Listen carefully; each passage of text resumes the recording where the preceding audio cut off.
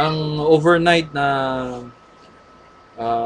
Prayer Warrior Fellowship every Friday ay ito rin po ay nagbigay daan na lalong makilala natin ang ating Panginoon sa pamamagitan po ng panalangin at kung paano po niya sinasagot ang ating mga panalangin, maging ito may personal, maging nationwide or worldwide or church-wide concerns.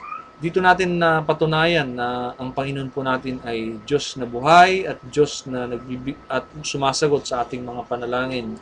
At hanggang ako po ay na-involve sa praise and worship team.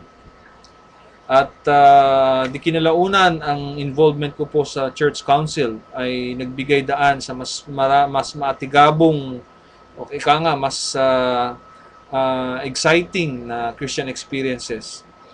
At marami po pong mga experiences na hindi ko po makakalimutan during our stay for so many years sa UCM. At dala-dala po namin ito sa aming paglalakbay sa Buhay Amerika.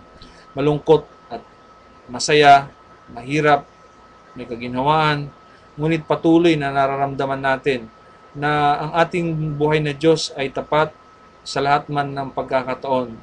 Lalong-lalo na po sa pagpapalaki ng mga anak dito sa banda ng Amerika. Napaka-importante yung family foundation na aming po natutunan.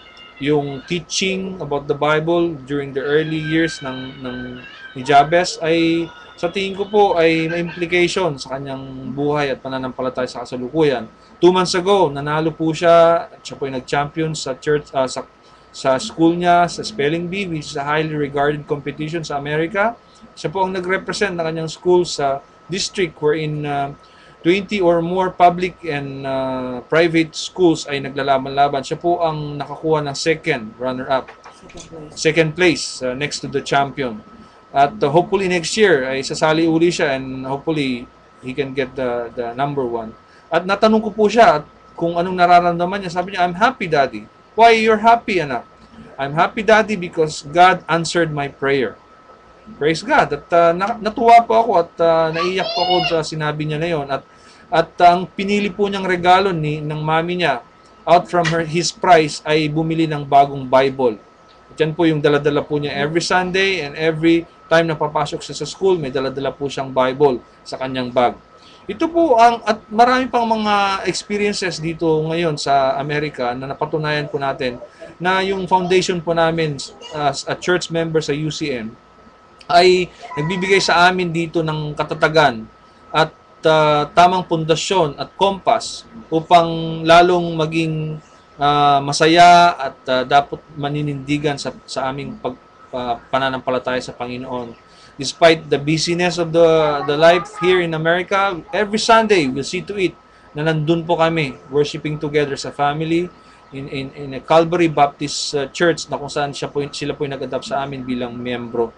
And the faith, the teaching, and the lifestyle that we have learned through our UCM family is very important as a great inspiration and guidance sa aming buhay Kristiyano. Kaya muli pang mga kaibigan, salamat po sa pagkakataon na ito. And once again, binabati po namin kayo ng happy anniversary and hopefully and praying that by next year in our 87th anniversary, kami po ay makakauwi at makasama niyo po dyan physically as we celebrate our 87th church anniversary. Mabuhay po ang ating Diyos na buhay at binabati ko po kayo lahat ng anniversary. Salamat po.